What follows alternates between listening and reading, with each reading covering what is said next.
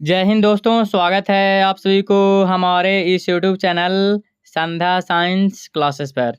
तो आज के इस वीडियो में बिहार बोर्ड इंटर परीक्षा 2027 एग्ज़ाम के लिए फिजिक्स करने वाले हैं।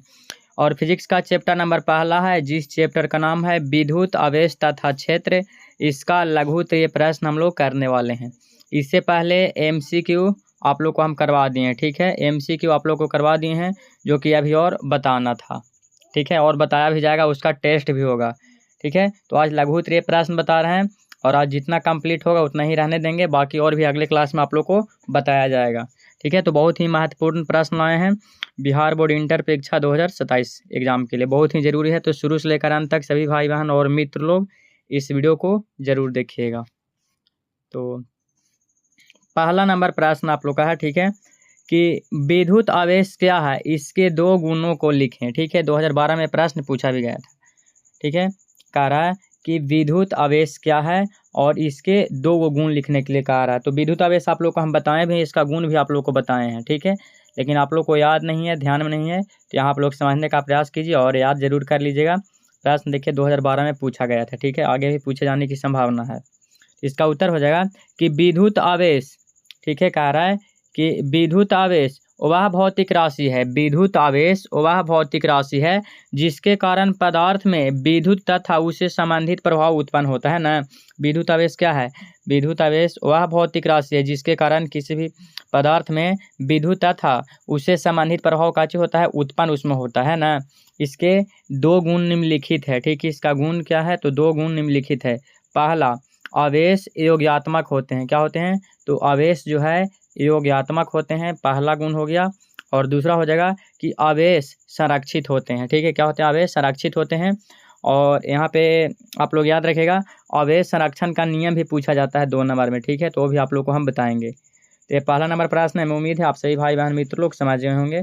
इतना लिख दीजिएगा, 2 नंबर आपको एग्जाम में परीक्षा में मिल जाएगा, ठीक है। तो ये पहला नंबर प्रश्न था। अगला प्रश्न यानी कि दूसरा नंबर, कूलाम के नियम की सीमाएं क्या है ना।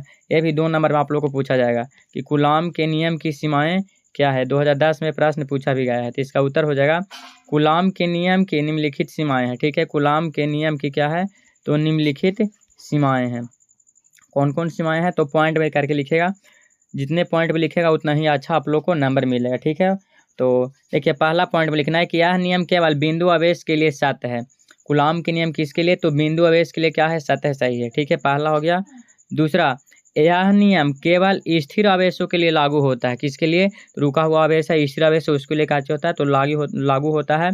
और तीसरा हो जाएगा कि यह नियम 10⁻⁻14 m से दूरी के लिए लागू नहीं होता है ना। 10⁻⁻14 m से कम दूरी के लिए लागू ये नहीं होता है, ठीक है। तो ये आप लोग को बता दिए दूसरा नंबर प्रश्न, ठीक है। कूलाम के नियम के सीमाएं, जो कि ये भी आप लोग को 2 नंबर में पूछा जाएगा, ठीक है। तो ध्यान रखिएगा।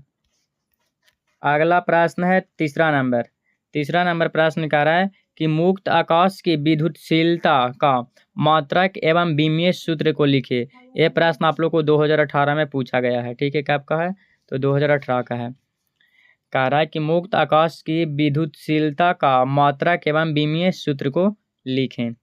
तो चलिए, इसका उत्तर हो जाएगा कि मुक्त आकाश से की, ठीक है, विद्युतशीलता का SI मात्रक होता है फैराडे बटा मीटर होता है। क्या होता है? फैराडे बटा मीटर होता है, ठीक है। और इसका विमीय सूत्र क्या होता है? तो विमीय सूत्र होता है M/L में एम हो जाएगा एल के पावर -2 हो जाएगा, ठीक है। टी के पावर कितना हो जाएगा? 4 होगा, और A² हो जाएगा। देखिए यहाँ पे लिखा गया है एम एल के पावर -2 टी के पावर 4 और A² हो जाएगा। इसका क्या है? तो विमीय सूत्र है किसका? तो मुक्त आकाश की विद्युतशीलता का, ठीक है। इसका मात्रक बता दिए, जो कि क्या होता है? फैराड मीटर होता है। और विमीय सूत्र होता है एल के पावर -2 और टी के पावर 4 और A² होता है, ठीक है। तो ये तीसरा नंबर प्रश्न था। ये सब 2 नंबर वाले प्रश्न आप लोग को हम बता रहे हैं। अगला प्रश्न है यानी कि चौथा नंबर प्रश्न है, कह रहा है कि वायुमंडल विद्युत का उदासीन नहीं होता है, क्यों? वायुमंडल जो है विद्युत का उदासीन नहीं होता, क्यों? इसका रीजन क्या है? ठीक है, कारण क्या है कि मतलब उदासीन नहीं होता है वायुमंडल विद्युत का। 18 में प्रश्न पूछा गया है, 2018 में। इसका उत्तर हो जाएगा कि वायुमंडल में मुख्यतः नाइट्रोजन तथा ऑक्सीजन गैस होते हैं। बिल्कुल सही कहा जा रहा है, ठीक है, कि नाइट्रोजन तथा ऑक्सीजन गैस होते हैं। इसके अलावा कार्बन डाइऑक्साइड, जल वाष्प, हाइड्रोकार्बन, सल्फर के यौगिक तथा धूल कण होते हैं। ये सब कचे होते हैं, शामिल होते हैं किसमें, तो हमारे वायुमंडल में। सूर्य की किरणें में यौगिक कणों तथा धूल कण होते हैं, ठीक है। कह रहे कि सूर्य की किरण में क्या होते हैं, यौगिक होते हैं और धूल कण होते हैं। सूर्य की किरणें यौगिक कणों तथा धूल कणों से टकराकर इन्हें आयनीकृत कर देती है, ठीक है। इससे टकराता है और क्या करता है, आयनीकृत कर देती है। अतः वायुमंडल विद्युत का उदासीन नहीं होता। यही कारण है कि विद्युत का क्या होता है, उदासीन नहीं होता है। तो ये आप लोग का चौथा नंबर प्रश्न था, ठीक है। तो चलिए आप लोग को आज तक 4 ही प्रश्न रहने देते हैं, जो कि VVI प्रश्न था। ये सब क्वेश्चन बैंक से लिया गया प्रश्न है, जो कि पूछा गया था, ठीक है। बाकी इसके इस चैप्टर से और भी जो भी प्रश्न है आप लोग को अगले क्लास में बताया जाएगा, और अभी ऑब्जेक्टिव ही बताया जाएगा, ठीक है। क्योंकि ऑब्जेक्टिव अभी पूरा टाइप नहीं हुआ था, इसीलिए थोड़ा सा ही आप लोग को बताए हैं, लगभग 15-20 ही बताए हैं। बाकी ऑब्जेक्टिव अभी और इसका बताया जाएगा, और लघु उत्तरीय प्रश्न भी बताया जाएगा, और इसका दीर्घ भी रहता है 5 नंबर वाला, वो सब चीज़ बताया जाएगा आप लोग को, ठीक है। तो आज का क्लास आप लोग कैसा लगा, सभी भाई बहन और मित्र लोग हमें कमेंट करके ज़रूर बताइएगा। तो मिलते हैं अगले क्लास में। पढ़ते रहिए और आगे बढ़ते रहिए। जय हिंद, जय बिहार।